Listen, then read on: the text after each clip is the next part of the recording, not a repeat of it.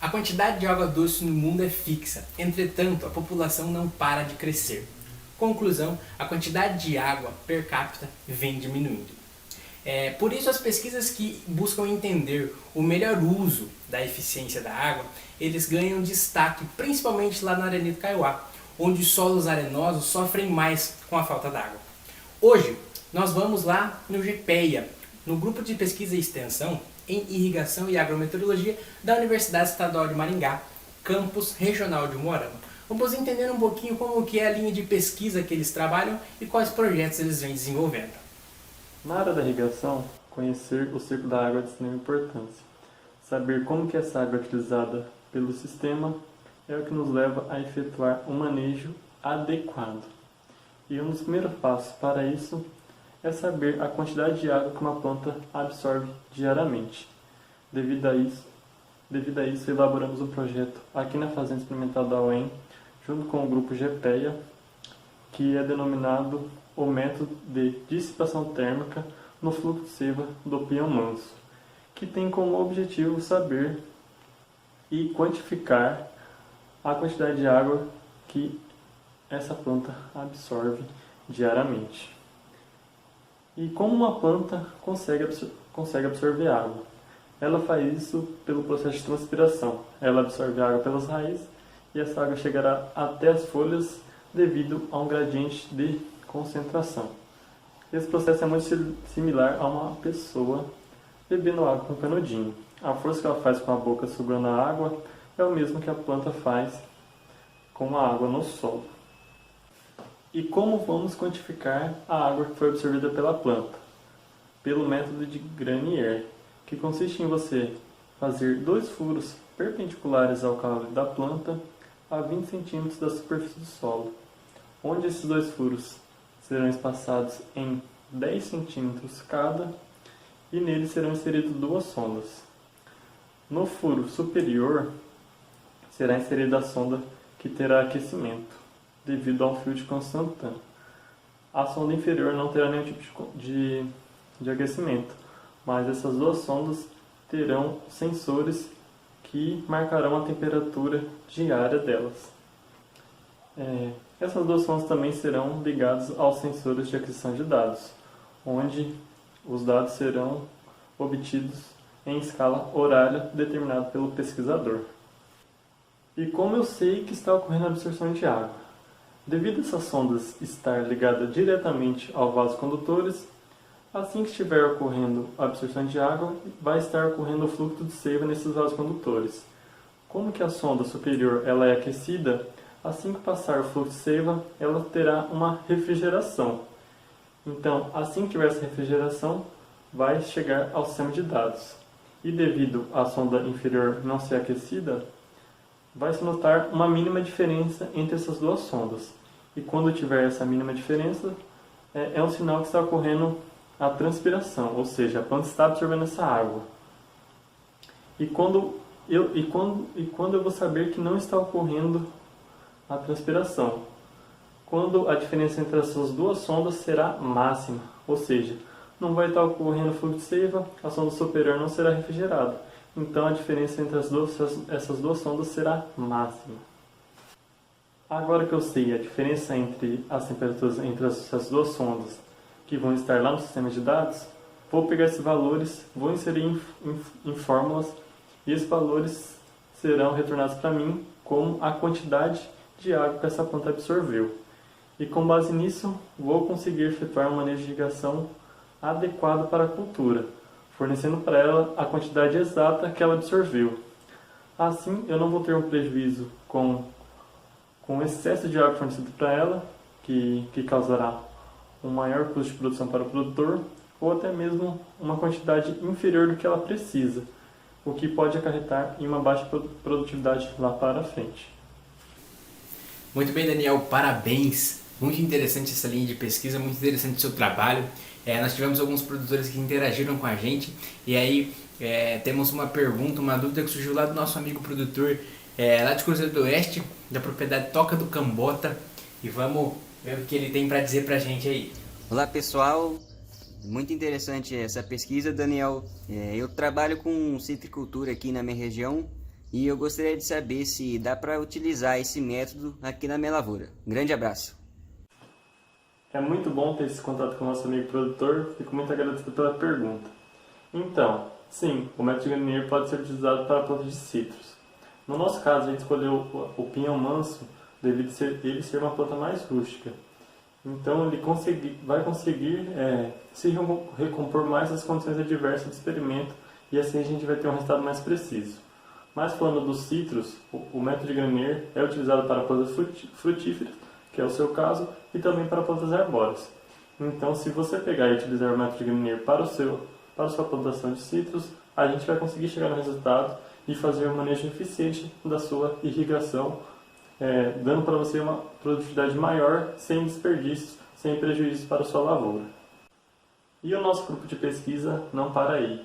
O GP é muito abrangente. E para dar sequência para vocês, eu convido meu amigo Rafael Corradini para dar continuidade nos experimentos que a gente desenvolve aqui na Fazenda da UEM. É com você, Rafael. Obrigado então, Daniel, pelo excelente compartilhamento de conteúdo e informação, né, de uma forma bem clara e bem objetiva. Tenho uma certeza que isso é uma excelente alternativa para os nossos amigos produtores aí de casa, né? E seguindo um pouco da sua linha de raciocínio, aqui não vai ser muito diferente. Nós determinarmos a quantidade de água consumida pela cultura durante todo o seu desenvolvimento é de extrema importância para nós, para que nós tenhamos um manejo de irrigação muito mais excelente e rentável lá no final, né? Então, assim, fazer uma irrigação só por fazer ali na sua propriedade, na sua cultura, ou decidir fazer uma irrigação por achar que ali é o momento de molhar a planta, né, que ela está necessitando de água, é literalmente jogar um investimento de tempo e dinheiro por água abaixo. E nós aqui buscamos justamente ao contrário, trazer soluções e alternativas para os senhores, nos quais posteriormente vocês consigam alcançar uma melhor produtividade usando essa água de maneira correta. Então, sendo assim, nós aqui do GPEA, juntamente com outros parceiros, elaboramos mais um projeto no qual fosse possível determinar a evapotranspiração daquela cultura de uma forma mais precisa, por meio da construção e calibração de lisímetros de pesagem. Então, esse foi mais de um dos projetos desenvolvidos aqui, a construção e calibração de lisímetros de pesagem. Mas afinal, o que são lisímetros? Lisímetros nada mais são do que recipientes com solo e possuem alguns sistemas de pesagem, como os que foram utilizados no nosso experimento, ou controle, que são capazes de determinar a entrada e saída de água daquele sistema, podendo ser coberto por uma superfície nu, ou seja, sem nada, ou por uma vegetação ali. Então, trocando em miúdos, nada mais é do que um recipiente com solo que a gente consegue determinar, por meio de alguns equipamentos, o tanto de água que a gente colocou naquele sistema e, posteriormente, o tanto de água que saiu daquele sistema. Sendo assim, para a realização do experimento, foram utilizados vasos com 250 litros de capacidade e área de 0,75 metros quadrados, com sistema de pesagem direta, por meio de células de cargas que eram responsáveis por suportar todo o peso do sistema, e posteriormente, por meio delas, é que nós conseguimos avaliar os dados obtidos para cada lisímetro. Dessa forma, foram confeccionados 4 vasos, todos da mesma forma. Foram preenchidos cerca de 8 centímetros de pedra brita, posteriormente colocado uma camada de manta geotêxtil e o restante foi preenchido com solo. Desse modo, cada lisímetro utilizou-se de 3 células de carga. Mas afinal, o que são essas células de carga? Basicamente, são equipamentos mecânicos ou eletrônicos que são capazes de medir forças. No nosso caso, medir forças de peso. E daqui a pouquinho a gente vai entender o porquê é importante esse equipamento realizar essa operação na nossa calibração do lisímetro. Depois disso, foi construída uma estrutura triangular, onde em cada vértice do nosso triângulo, ou seja, em cada extremidade da nossa estrutura, foi fixado uma célula de carga. Posteriormente a isso, construiu-se um apoio a fim de acomodar o nosso vaso. E assim foi estruturado o nosso lisímetro. A partir daí, é necessário que se aplique água além da capacidade de campo do nosso solo. E o que é essa capacidade de campo? Nada mais é do que a capacidade que o solo tem em reter e ou armazenar água, a fim da gente conseguir mensurar a quantidade de água aplicada para a quantidade de água real, a quantidade de água que foi evaporada do nosso sistema. Após a obtenção e discussão dos dados, constatou-se que os lisímetros possuíam altos coeficientes de determinação e baixos valores de erros de medida. Mas o que isso significa para vocês, produtores? O que isso representa para vocês? Isso mostra que é possível sim utilizar lisímetros de sistema de pesagem no interior de casas de vegetação.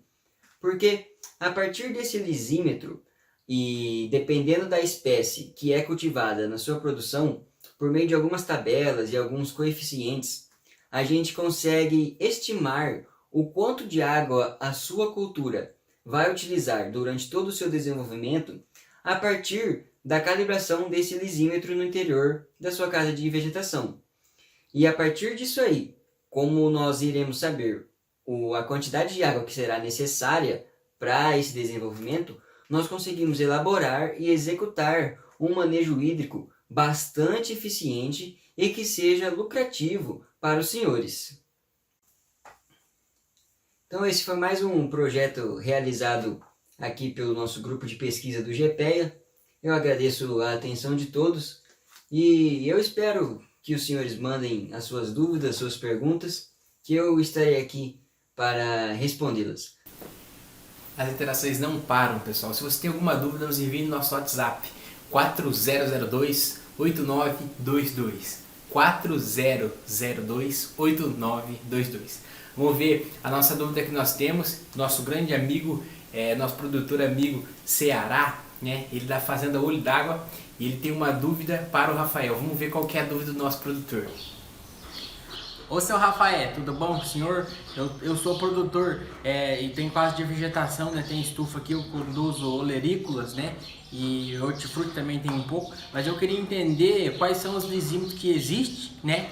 Quais estão que existe, que tem, e queria saber também qual que é o lisímetro mais indicado para casa de vegetação para eu colocar lá na minha estufa, tá bom? Obrigado e um abraço. Muito boa sua pergunta, senhor Ceará. Agradeço pela participação e vamos lá. Os tipos de lisímetros são os de drenagem, de pesagem e os de canais de lençol freático constante. Esse último já é menos usual na agricultura. E os dois primeiros, você vai escolher eles para implantar na sua propriedade de acordo com o clima da sua região e da disponibilidade dos materiais para a produção dos mesmos. Entrando mais em detalhes no lisímetro de pesagem, quando eles são colocados a campo, a mudança de temperatura que ocorre ali no solo vai causar uma instabilidade no sinal elétrico das células de carga, e isso vai gerar maiores erros nos valores que o lisímetro vai nos fornecer. Então, pensando no seu sistema de produção, como em casa de vegetação, ali a gente consegue controlar a temperatura do ambiente.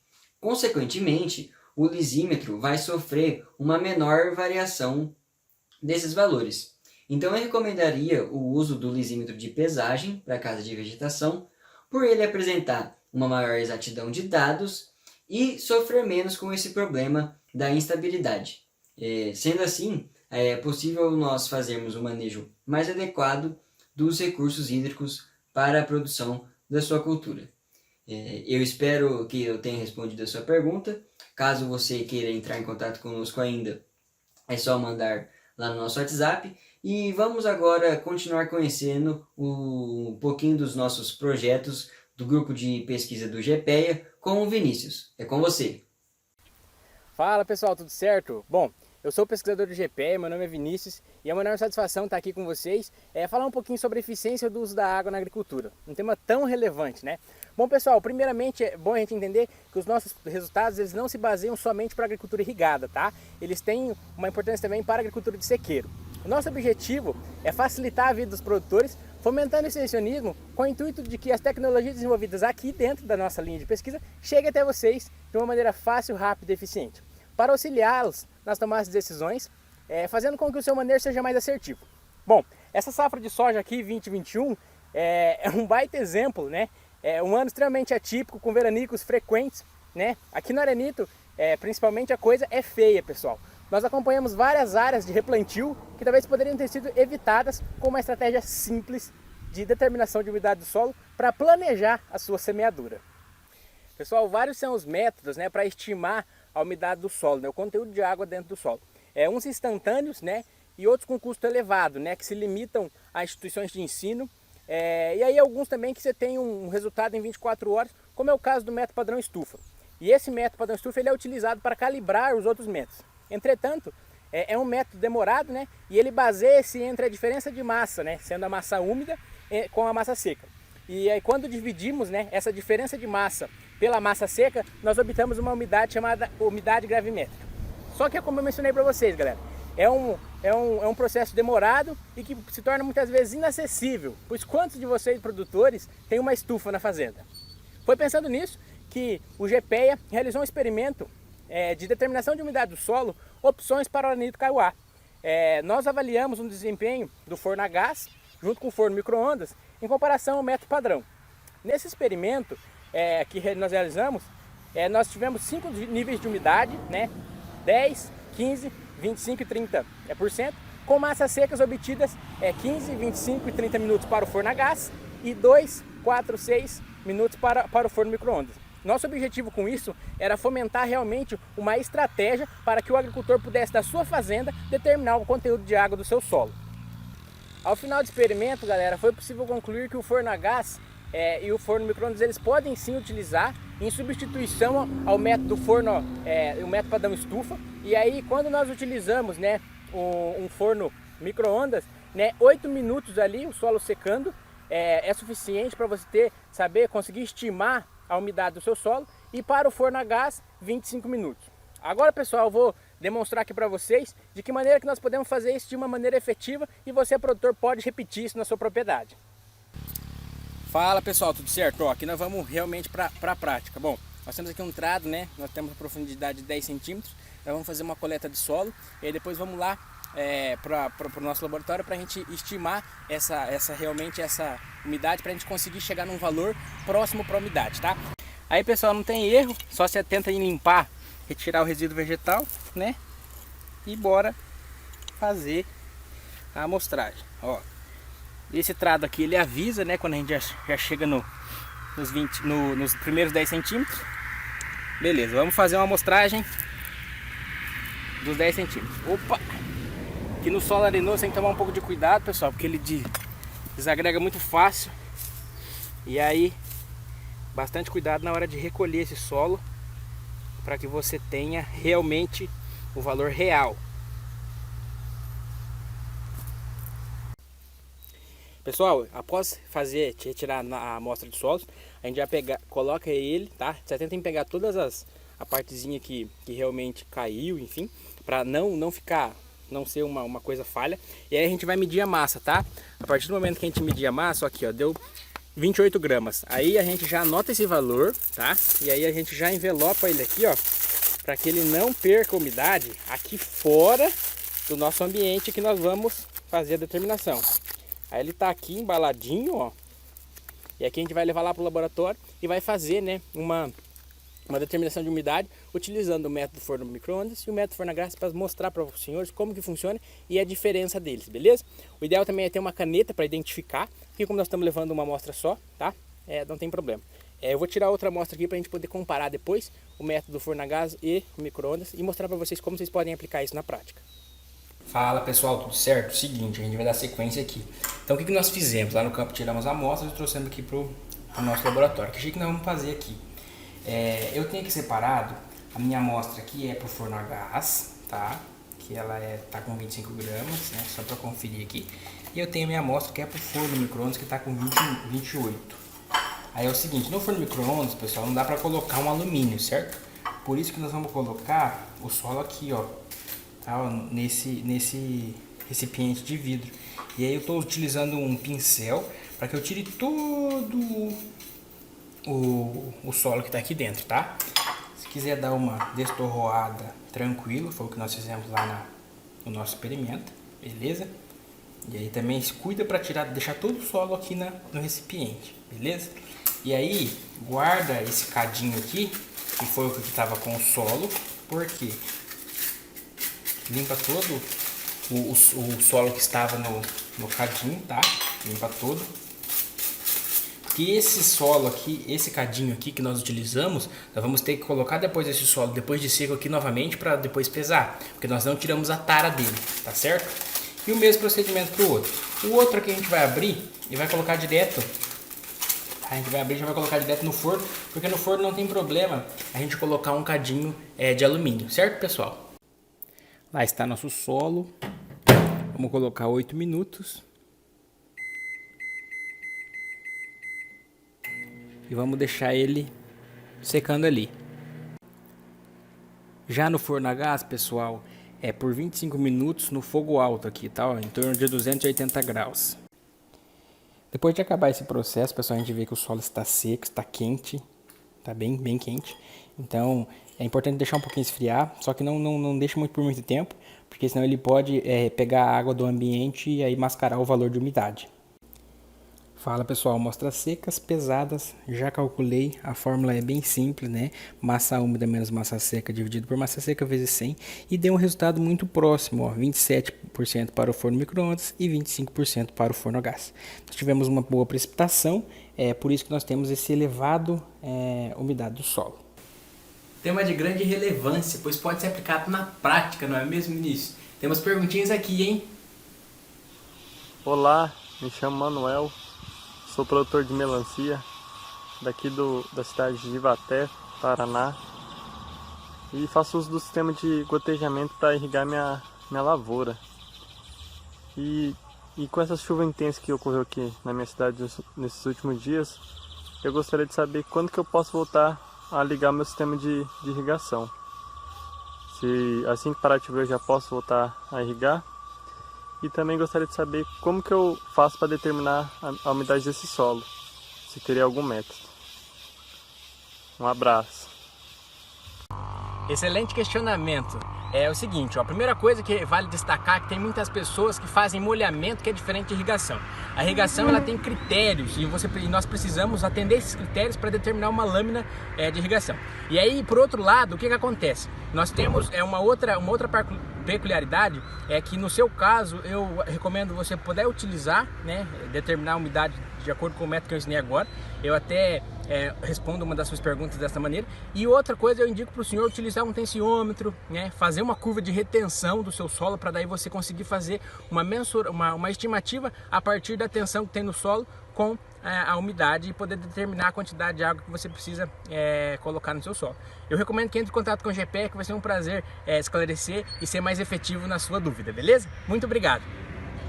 Agradecemos pela sua atenção, espero que possamos ter contribuído intelectualmente para você que tenha entendido um pouquinho mais sobre as linhas de pesquisa do GPE, e fique ligado nos nossos próximos episódios e sintonize amanhã novamente no mesmo horário, no mesmo canal.